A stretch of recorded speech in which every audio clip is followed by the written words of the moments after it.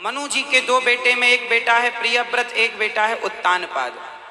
उत्तानपाद की कथा पहले सुनेंगे। उत्तानपाद की हैं दो पत्नियां, सुनीति और सुरुचि। बहुत ध्यान से सुनेंगे, है ना। सुनीति के पुत्र हुए हैं ध्रुव और सुरुचि के पुत्र हुए हैं उत्तम। एक दिन ध्रुव जी को उनकी माँ, सौतेली माँ, वो अपने पिता की गोद में जाकर बैठे और पिता का लाड़ प्यार लेना चाहा, तो पास में खड़ी सौतेली माँ ने ध्रुव जी को हाथ पकड़कर नीचे गिरा दिया। तुम बेटा इस गोद में बैठने के अधिकारी नहीं हो। एक माँ ने एक बच्चे का अपमान कर दिया। छोटा सा बच्चा, ध्रुव जी छोटे 5 वर्ष के थे, घर से रोते हुए निकले, अपनी माँ के पास गए। माँ, मेरा अपमान कर दिया। माँ ने कोई दुख नहीं है, पर माँ उन्होंने आपका अपमान कर दिया, कह दिया तू अभागिन का बेटा है। माँ, क्या आप अभागिन हो? सुनीति बोली, बेटा मैं अभागिन नहीं, यदि मैं भाग्यशाली होती तो तुझे तेरे पिता की गोद में ना बैठा देती। मैं अभागिन हूँ, इसलिए तो मैं तुझे तेरे पिता की गोद तक ना पहुंचा सकी। ध्रुव जी महाराज रोने लगे। अब एक माँ अपने बच्चे को समझा रही है, बेटा रो मत, तुम्हें पिता की गोद में बैठना है ना, जिद ना करो, जाओ तुम उस परमात्मा की उपासना करो, उस परम पिता परमात्मा की शरण में जाओ, जिसकी गोद में बैठने के बाद फिर किसी की गोद में नहीं बैठना पड़ता। जाओ उस ईश्वर को प्राप्त करो। ध्रुव जी महाराज बोले, माँ ये भगवान कहाँ है? एक 5 साल के बच्चे को माँ भक्ति का उपदेश करती है, भगवान का उपदेश करती है माँ। और बेटा भी बड़ा तार्किक है, माँ भगवान कहाँ है? अच्छा, सवाल मैं आप लोगों से पूछूंगा। ध्रुव जी ने जो सवाल किए वही सवाल उपनिषद में पूछे गए। उपनिषद की एक छोटी सी कथा में आपको सुनाता हूं। एक राजा था, उस राजा ने राजा बनते ही नगर में घोषणा कर दी कि मेरे राज्य में भगवान के कोई मंदिर नहीं होंगे, कोई पूजा नहीं होगी, कोई मूर्ति नहीं होगी और कोई भगवान का नाम लेने वाला नहीं होगा। जितने लोग हैं या तो मेरे 3 प्रश्नों का उत्तर दें, या तो मेरा राज्य छोड़कर चले जाएं, वरना मैं सारे मंदिर मूर्ति तोड़वा दूंगा। राजा ने 3 सवाल पूछे। सवाल पहला, भगवान कहाँ है? हैं तो दिखाई क्यों नहीं पड़ते? सवाल पहला। ईश्वर कहाँ है? और हैं भगवान तो दिखते क्यों नहीं? सवाल दूसरा, यदि भगवान है तो इस समय वह किस ओर देख रहे होंगे? सवाल तीसरा, इस समय भगवान क्या कर रहे होंगे? इन 3 सवालों का, प्रश्नों का उत्तर जो देगा, तब मैं मान लूंगा कि भगवान है। सिद्ध करके बताओ, वरना मैं सारे मंदिर तोड़ दूंगा, मूर्तियां तोड़ दूंगा। कोई भगवान नहीं है, यदि है तो मुझे दिखते क्यों नहीं? राजा बड़ा नास्तिक था। सारे नगर में घोषणा करा दिया कि 1 महीने के अंदर या तो मेरे प्रश्न का उत्तर दो या फिर सारे मंदिर हटाओ। कोई नाम ना जपेगा भगवान का। सारी प्रजा बड़ी दुखी हो गई। जो संत जन थे, साधु लोग थे, भक्त लोग थे, राजा के पास जाने लगे, राजा को समझाने लगे कि भैया जो तुम पूछ रहे हो वो ऐसे जैसे हवा दिखाई नहीं पड़ती, उसी तरह भगवान भी नहीं दिखता। राजा बोले, मैं तुम्हारे इस तर्क से सहमत नहीं। लोगों ने अपने अपने ढंग से राजा को खूब समझाया, जिससे जो बना खूब समझाया गया, पर राजा किसी की नहीं सुनता। 29 दिन बीत गए। आज महीने का आखिरी दिन था। अभी तक राजा को कोई संतुष्ट ना कर पाया। सारे नगर में हाहाकार मच गया कि राजा अब मंदिर तोड़वा देगा। किसी की नहीं सुनता, बड़ा दुष्ट राजा। और राजा के आगे चलेगी किसकी? एक बूढ़ा संत, गृहस्थ संत अपने घर गए। जोर जोर से भगवान के आगे बैठकर रोने लगे, हे प्रभु आपकी क्या लीला है, इतना दुष्ट राजा क्यों दे दिया हम सबको। अब ये कहता है कि भगवान कहाँ है, इस मूर्ख राजा को कैसे समझाएं कि ईश्वर को बताया नहीं जा सकता, ये तो अनुभव का विषय है। वो संत भगवान से रो रो करके अपनी बात कह रहे थे। अब किससे कहें, आपसी कहेंगे। सारे मंदिर तोड़वा देगा, भगवान के नाम को लेने में, कीर्तन करने में पाबंदी लगवा देगा। रो रहे थे संत। तभी उनकी बेटी के कानों में पिता का रोना गया। बेटी दौड़ कर आई, पिताजी क्या हुआ। बेटी, आज हमारी आस्था का गला घोंट देगा राजा। आज राजा की नास्तिकता जीत जाएगी और हमारी भक्ति और आस्तिकता हार जाएगी। आज अधर्म जीत रहा है और धर्म हार रहा है। क्या हुआ पिताजी। बेटी, हमारा जो राजा है बड़ा दुष्ट है, वो कहता है सारे मंदिर तोड़ दो, कोई भगवान भगवान नहीं होता। उसने 3 सवाल पूछे हैं, बड़े बड़े ज्ञानियों ने उत्तर देना चाहा, कोई उत्तर ना दे पाया। राजा ने सवाल पूछे हैं, लड़की ने कहा मुझे बताओ सवाल। पिता ने बताया। लड़की बोली बस इतनी सी बात, अभी मैं राजा को उत्तर देकर आती हूं। अब लड़की चली राजा के दरबार में। राजा दरबार लगा, बड़े मंत्री संतरी बैठे, प्रजा बैठी। आज राजा का आखिरी हुक्म जारी होने वाला था, सूर्य अस्त होते ही सारे मंदिर तोड़ दिए जाएं। लोग बस इस हुक्म का इंतजार कर रहे थे कि तभी दरबार में लड़की प्रवेश करती है 3 प्रश्नों का उत्तर लेकर। जब लड़की आई तो राजा से कहा, महाराज मैं आपके सवालों का उत्तर देने आई हूं, क्या आप मेरे सवालों का उत्तर सुनेंगे। मेरे प्रश्नों का, आपके प्रश्नों का उत्तर मैं देना चाहती हूँ। हाँ हाँ, तुम्हारा आखिरी प्रयास मैं जरूर सुनूंगा। तुम्हारे पिता भी आए थे, उत्तर ना दे पाए। बड़े बड़े नगर के ज्ञानी विद्वान जो अपने आप को कहते थे सब आए, उत्तर ना दे पाया। तुम क्यों मजाक करना चाहती हो, क्यों अपनी हंसी उड़वाना चाहती हो, क्यों तुम मजाक का पात्र बनना चाहती हो। लड़की बोली कोई बात नहीं महाराज, मेरा मजाक बने तो बने, पर मेरे धर्म का मजाक न बन जाए, इसलिए मैं अपने धर्म का पक्ष रखने आई हूं। हाँ तो उत्तर दो, प्रश्न पूछिए महाराज। राजा ने पहला प्रश्न पूछा, बेटी बताओ तुम्हारा भगवान कहाँ है, और है तो दिखता क्यों नहीं। नहीं दिखता इसका मतलब कोई भगवान नहीं है, होता तो दिखाई पड़ता। लड़की बोली महाराज मैं आपके प्रश्न का उत्तर दूंगी, पर मुझे दूध की जरूरत पड़ गई है, थोड़ा सा दूध मंगवाया जाए, मैं दूध पीकर आपका उत्तर दूंगी। राजा सोने के बर्तन में, सोने के कटोरे में दूध भरवा कर बुलवाए, लड़की के सामने दूध रखा जाए। दूध रखा गया,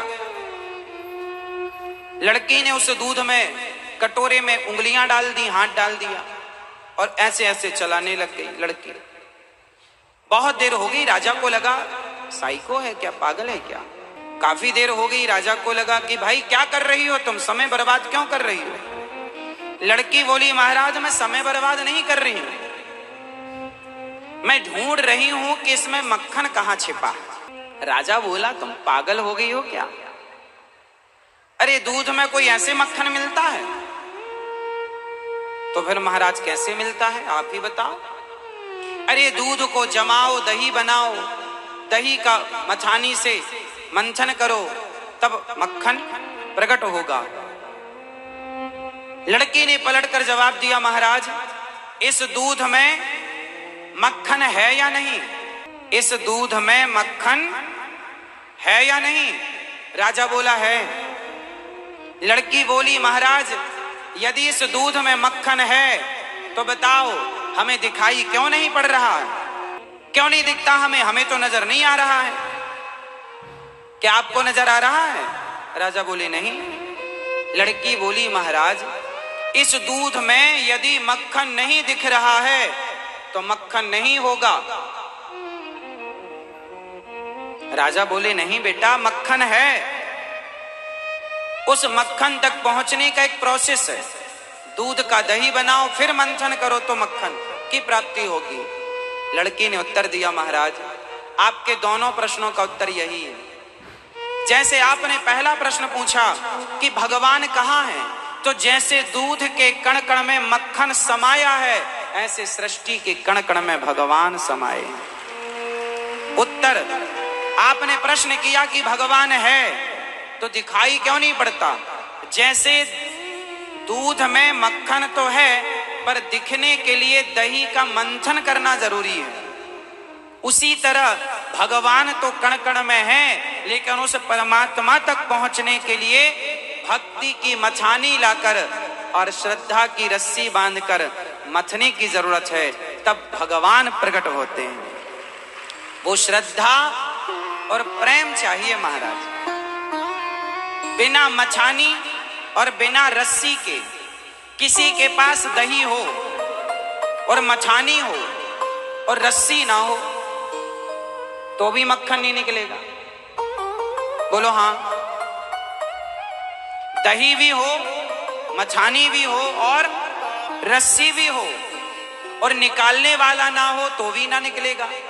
दही से मक्खन निकालने के लिए 4 लोगों का होना जरूरी है, 4 चीजों का होना जरूरी है। पहला तो दही का होना, दूसरा मछानी का, तीसरा रस्सी का और चौथा रस्सी को मछानी पर लगाकर दही में डालकर मथने वाला या मथने वाली।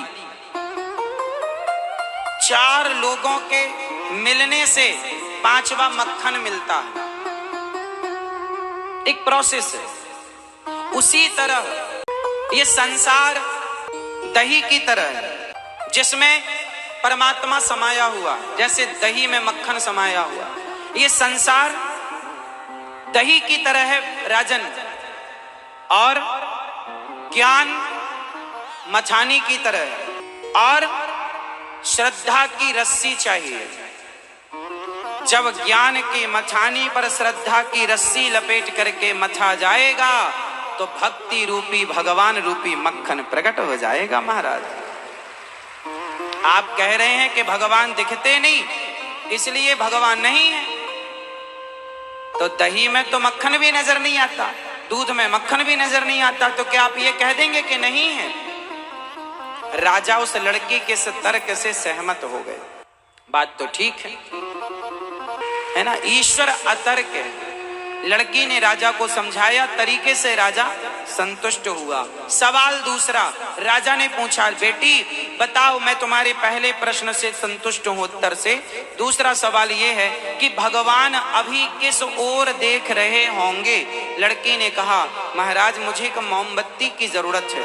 राजा मोमबत्ती बुलवाया और मोमबत्ती को जलाया गया, और जलाकर लड़की ने पूछा, महाराज बताओ ये मोमबत्ती का प्रकाश किस ओर देख रहा है? राजा बोले, चारों ओर देख रहा है। लड़की बोली, महाराज जैसे ये मोमबत्ती का प्रकाश चारों ओर एक समान देख रहा है, उसी तरह मेरे भगवान एक समय पर चारों ओर एक समान देखते हैं, एक सी नजर से देखते हैं, वो भगवान है। सवाल तीसरा, तुम्हारे भगवान अभी इस समय क्या कर रहे होंगे? आपके भगवान इस समय क्या कर रहे होंगे? जरा हमें बताओ, अभी क्या कर रहे तुम्हारे भगवान? यदि हैं तो कुछ तो कर रहे होंगे, खाली तो नहीं बैठे होंगे, सो रहे होंगे, जाग रहे होंगे, खा रहे होंगे, पी रहे होंगे, चल रहे होंगे, कुछ तो कर रहे होंगे। लड़की ने कहा, हाँ कर रहे हैं। क्या कर रहे हैं? लड़की बोली, महाराज मैंने आपके हर प्रश्न का उत्तर दिया, ये बताओ प्रश्न करने वाला बड़ा होता है या उत्तर देने वाला? राजा ने कहा, उत्तर देने वाला। तो मैं आपकी कौन हो गई? मैं आपकी गुरु हो गई, क्योंकि मैंने आपके प्रश्न का, मैं आपकी गुरु हो गई और आप मेरे शिष्य हो गए। तो मैं आपकी गुरु होकर नीचे खड़ी हूं और आप शिष्य होकर मेरे से ऊपर बैठे हैं, मुझे बैठने की जगह तो दो। राजा ऊपर से नीचे आया, अपनी सिंहासन पर लड़की को बिठाया, बोला, अब बता तुम्हारे भगवान क्या करते हैं? लड़की ने कहा, जो इस सिंहासन पर बैठता है ये राजमुकुट उसके माथे पर होना चाहिए, या जो नीचे खड़ा है सामान्य प्रजा की तरह उसके माथे पर होना चाहिए? राजा ने कहा, जो राजगद्दी पर बैठता है मुकुट उसके माथे पर होना चाहिए। तो राजा ने अपनी मुकुट उतारी और लड़की के माथे पर रखते हुए बोला, अब बताओ तुम्हारे भगवान क्या करते हैं। लड़की ने कहा, महाराज मेरे भगवान इस समय यही कर रहे हैं कि मुझ जैसे सामान्य बच्ची को, बेटी को राजा के गद्दी पर बिठाकर राजा बना दिया, महारानी बना दिया, और तुम जैसे राजा को सामान्य प्रजा बना करके नीचे खड़ा कर दिया। राजा को रंक और रंक को राजा बना रहे हैं इस समय भगवान क्या करते हैं, किसी को कुछ किसी को कुछ। उस लड़की के तीनों प्रश्नों का उत्तर पाकर राजा संतुष्ट हुआ। उसने अपना निर्णय वापस लिया मंदिर तोड़ने का, मूर्ति तोड़ने का, और वो राजा नास्तिक था, उस लड़की की बातों ने उसे आस्तिक बना दिया। श्री ध्रुव जी महाराज घर से निकल पड़े। नारद जी ने मंत्र दिया, ओम नमो भगवते वासुदेवाय। इस मंत्र का, नारद जी के दिए मंत्र का ध्रुव जी ने खूब मन लगाकर जाप किया। आप लोग 3 काम करना सीखो। कीर्तन, सब लोग अपने घरों में कीर्तन किया करो। तो आप लोग ये कीर्तन जरूर किया करो, घर में आधा घंटा कीर्तन। जब कीर्तन करेंगे तो कीर्तन करने से घर का वातावरण भी शुद्ध होगा और आपका अंतःकरण, आपका मन मंदिर भी पवित्र हो जाएगा। किससे? कलयुग में केवल भगवान का नाम ही कल्याणकारी है। इसलिए श्री चैतन्य महाप्रभु ने केवल नाम जाप पर जोर दिया। श्री गौरांग महाप्रभु ने किस पर जोर दिया? नाम जप पर। नाम जप, केवल नाम। श्रीमन नारायण नारायण, श्रीमन नारायण नारायण, श्री कृष्ण गोविंद हरे राम राम कृष्ण हरि बोल, राम कृष्ण हरि राम कृष्ण हरि राम कृष्ण हरि राम कृष्ण हरि। जो नाम आपकी जिह्वा पर अच्छा लगे, जिह्वा को वो नाम जपो अपने मुंह पर। और नाम एक ही है, आप कुछ भी नाम लो। कृष्ण, राम, गोविंद, हरे मुरारी, हे नाथ नारायण वासुदेव, गोविंद, गोपाल, मनमोहन, मदन मुरारी, राघव, रघुनंदन, मदन मोहन, बंसी वाले, जो मन में आवे, जो अच्छा भाव है आपको वो करो, पर नाम का आश्रय जरूर लो। तो आप लोग आज से नियम बनाओ कि आप कम से कम 20 मिनट अपने घर में पत्नी, पति, बेटी, बेटा, सब लोग 10 मिनट के लिए दरवाजे बंद कर लो और बाहर पर्ची लिखकर चिपका दो। अभी कीर्तन हो रहा है, आप भी बाहर से कीर्तन करें, अभी प्रवेश नहीं। अभी आधा घंटा मस्त आंख बंद करके भगवान में इतने डूब जाओ उस प्रेम में कि आंखों में अश्रु की धार गिरने लग जाए, फिर देखो जीवन का आनंद। तो आप आधा घंटा कीर्तन करो जोर जोर से, गा गा करके।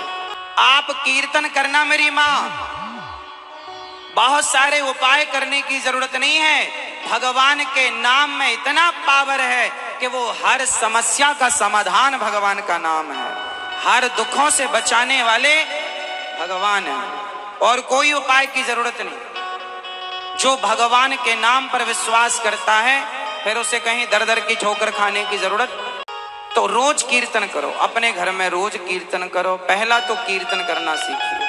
दूसरा, नियम बनाइए कि आधा घंटा सुबह या दोपहर जब समय निकालो, आप पूरा परिवार, बच्चा बच्ची के साथ, दादा दादी के साथ, पति पत्नी के साथ कीर्तन करो, नियम।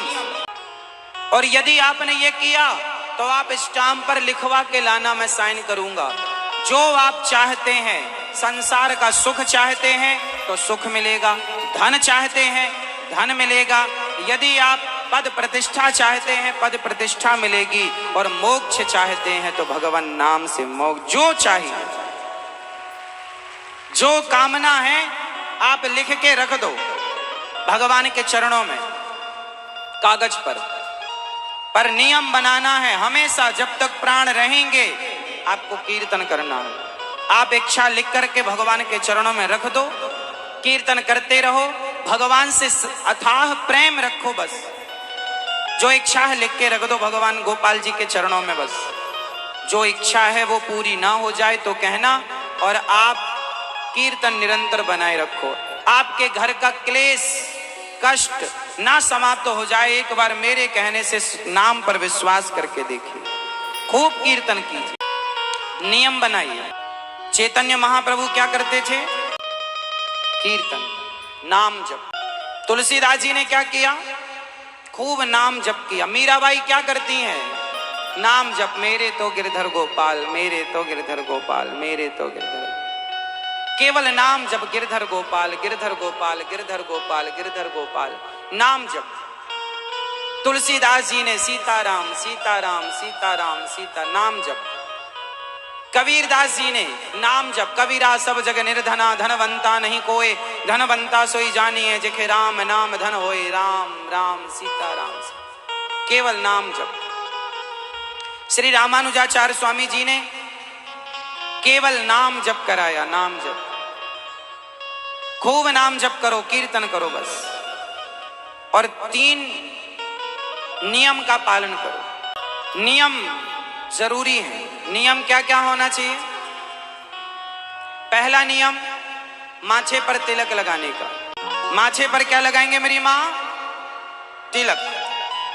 स्त्रियां भी तिलक लगाएंगी और पुरुष भी तिलक लगाएंगे। माथे पर तिलक लगाइए, बच्चों की चोटी रखिए, तिलक सब लोग लगाओ।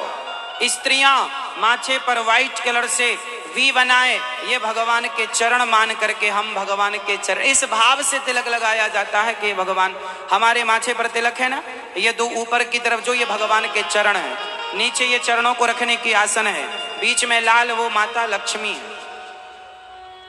तो तिलक इस भाव से कि भगवान श्रीमन नारायण के चरण हमारे माथे पर हैं, इस भाव से तिलक लगाओ। और पहला तिलक, दूसरा चोटी, बच्चों को चोटी रखो। हिंदू चोटी नहीं रखेगा तो कौन रखेगा? तिलक, चोटी। और तीसरा नियम रखो, घर की रोटी। घर की रोटी का मतलब है घर की ही रोटी खाओ, बाजार की होटलों की रोटियां ना खाओ, वरना तुम्हारी बुद्धि भ्रष्ट ना हो जाए तो कह देना। किसी को अपनी बुद्धि भ्रष्ट करानी है तो बाजार का खाना शुरू कर दो खाना, बाजार के खाने। अच्छा ये बताओ, जैसा होए अन्न, फिर अन्न से मन का संबंध है, समझो। अरे मन अच्छा तो सब अच्छा, मन चंगा तो कठौती में गंगा, मन अच्छा नहीं तो अन्न गलत होगा। आप एक काम करना, मैं अन्न का प्रमाण आपको दे रहा हूं। गीता में लिखा अन्नम ब्रह्म, अन्न ईश्वर का स्वरूप है। आप एक काम करना, किसी चोर के घर जाकर रोटी खाना, तो जब तक उसकी रोटी आपके पेट में है तब तक आपके मन में भी चोरी करने के विचार आएंगे, क्योंकि विचारों का जन्म ही अन्न से होता है। भाई थॉट कहां से प्रकट होते हैं? हमारे अंदर अच्छे, आप 4 दिन कुछ मत खाओ, आप विचार शून्य हो जाएंगे। भाई 4 दिन से कोई भूखा हो तो कोई विचार ही नहीं आएगा। आएगा? आएगा। यदि आपके अंदर अच्छे या बुरे विचार आ रहे हैं तो पेट भरा होगा तो विचार आएंगे, पेट खाली होगा आपके अंदर कोई विचार ना होगा। बोलो हाँ। इसलिए जितना अच्छा खाओगे उतने अच्छे विचारों का जन्म होगा। इसलिए भोग लगाकर ही खाएंगे। कैसे खाएंगे? कैसे खाएंगे? भगवान जी को तुलसी पत्ता डालकर ठाकुर जी को भोग लगाओ, फिर खाओ। बाजार की चीजें, बाजार में बिना नहाए लोग बना रहे हैं। कौन बना रहा है? जूता पहनकर, चप्पल पहनकर, कैसे शुद्धि अशुद्धि खाओगे तो बुद्धि का क्या होगा?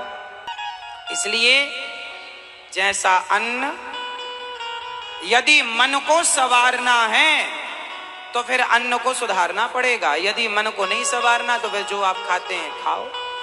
तो 3 नियम तो रखो। जीवन में नियम होना जरूरी है। जिसके जीवन में नियम नहीं है वो जानवर है, जिसके जीवन में नियम है वो इंसान है, वो समझदार है। इसलिए नियम का होना जरूरी। तो कितने नियम हो गए आपके लिए? 4। पहला नियम कीर्तन रोज, फिर दूसरा तिलक, चोटी बच्चों की, बेटा की, और घर की रोटी। सब जगह ना खाया करो भक्षा भक्ष। खाने पीने पे कंट्रोल मेरी माँ, जो कहीं भी तुम खाने लग जाती हो। इसलिए ध्रुव जी महाराज ने भगवान की भक्ति की, खान पान पर नियंत्रण किया। 5 महीने की तपस्या पूरी हुई, भगवान का दर्शन हो गया। भगवान से ध्रुव जी ने भगवान ने कहा पुत्र कुछ मांग लो। ध्रुव जी ने कहा योऽन्तः प्रविश्य मम वाचमिमां प्रसुप्तां संजीवयत्य किल शक्तिधरः स्वधाम्ना अन्यास्तहस्तचरणाश्रवणत्वगादीन् प्राणान् नमो भगवते पुरुषाय तुभ्यम्। हे प्रभु मेरे अंतःकरण में आप बस जाइए। योऽन्तः प्रविश्य मेरे हृदय में प्रवेश कर जाओ। हे प्रभु मेरे हृदय में समा जाओ। ध्रुव जी को भगवान ने अखंड राज्य दिया। 5 वर्ष की आयु में 5 महीने की तपस्या से भगवान का दर्शन हुआ। ध्रुव जी स्तुति किए और घर आए, पिता ने राजा बनाया। अच्छा, भगवान का भजन कब करना चाहिए, बुढ़ापे में या ध्रुव जी की उम्र में? भगवान की भक्ति कब करना चाहिए? बुढ़ापे का इंतजार ना करना, बुढ़ापा आएगा इसकी भी गारंटी नहीं।